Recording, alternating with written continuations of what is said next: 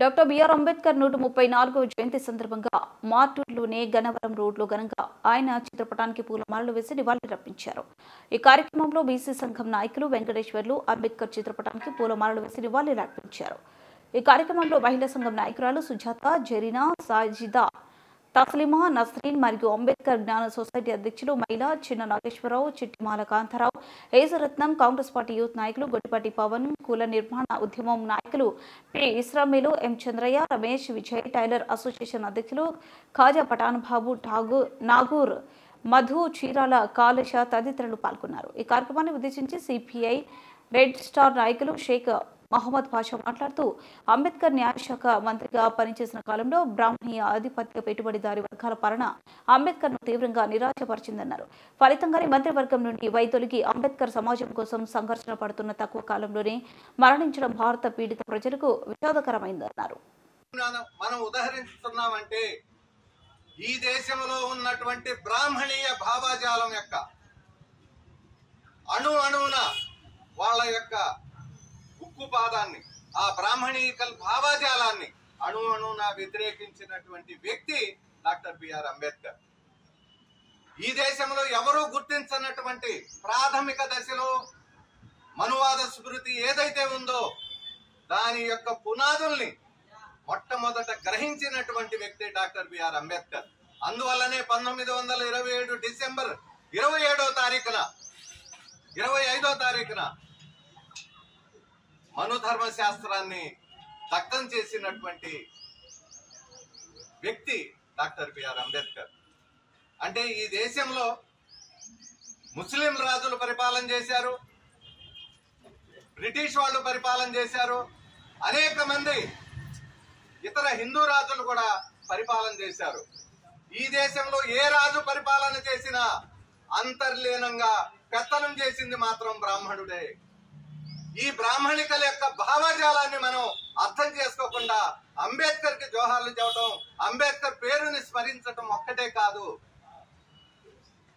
ఈ భావజాలాన్ని వ్యతిరేకించాలి, ఈ భావజాలాన్ని తుత్తినీయలు చేయాల్సినటువంటి అవసరం ఉంది. ఎందుకంటే ఇవాళ చాలా మంది చెబుతా ఉన్నారు శివాజీ మహారాజు ముస్లింలకు వ్యతిరేకం, ఆయన హిందూ మతాన్ని ఉద్ధరించడం కోసం శివాజీ ఏదో చేశాడని చెబుతున్నారు. ఇది చరిత్రలో శుద్ధ అబద్ధం. శివాజీ ఒక శూద్రుడు, తను మహారాజు అయితే తనని పట్టాభిషేకం చేయటానికి బ్రాహ్మణుడు వచ్చి వీర తిలకం దిద్దాల్సినటువంటి అవసరం ఉంది. కానీ భారతదేశంలో ఉన్నటువంటి ఒక్క బ్రాహ్మణుడు కూడా తనని మహారాజుగా పట్టాభిషేకం చేయడానికి ఎవరు ముందుకు రాలేదు. అటువంటి పరిస్థితుల్లో ఒక కాశ్మీర్ పండిట్ ని బతిమలాడుకొని అతనికి నజరానాలు ఇచ్చి తీసుకుని వస్తే ఇతను శూద్రుడు, నేను చేత్తోటి తిలకెప్పి పట్టణ వేలితో శివాజీకి తిలకం దిద్దినటువంటి ఒక దరిద్రపు హీనమైనటువంటి పరిస్థితిని శివాజీ తన జీవితాంతం కూడా బ్రాహ్మణ వ్యతిరేకంగా నిలబడినటువంటి వ్యక్తి శివాజీ.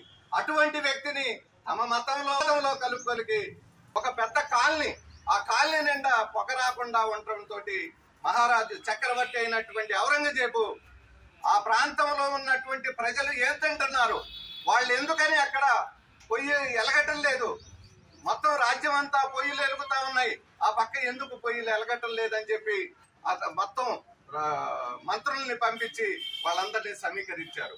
వాళ్ళు ఏం చెప్పారంటే, అయ్యా ఈ పక్కన ఉన్నటువంటి వాళ్ళంతా కూడా వ్యవసాయ కూలీలు, రకరకాల వృత్తులు చేసుకొని వాళ్ళ ఆహారాన్ని వాళ్ళు సంపాదించుకొని తినేటటువంటి వాళ్ళు, కానీ ఆ పక్క బ్రాహ్మణులు అనేటటువంటి ఒక తెగ ఉంది, వాళ్ళు ఎవరి మీద ఆధారపడి అందరి మీద ఆధారపడి బతుకుతారే తప్ప వాళ్ళు ఏ వృత్తి చెయ్యరు, ఏ పని చెయ్యరు, కాబట్టి వాళ్ళు వంట అనేది చేసుకోవటం వాళ్ళ నిషిద్ధం అని చెప్పి చక్రవర్తికి చెబితే చక్రవర్తి ఏం చెప్పాడు ఆ రోజు ఔరంగజేబు, నా రాజ్యంలో ఆకలితో ఉండటానికి లేదు, కాబట్టి వాళ్ళు ఏ మతానికి సంబంధించినటువంటి వాళ్ళైనా, వాళ్ళ అన్య మతమైనా కానీ అక్కడ వాళ్ళందరికీ ఒక పెద్ద భోజనశాల ఏర్పాటు చేసి 3 పూటలా వాళ్ళు వచ్చి వాళ్ళకి ఏదైతే అవసరమో ఆ వంట చేపించి వాళ్ళందరికీ తిండి పెట్టించినటువంటి పరిస్థితి ఉంది.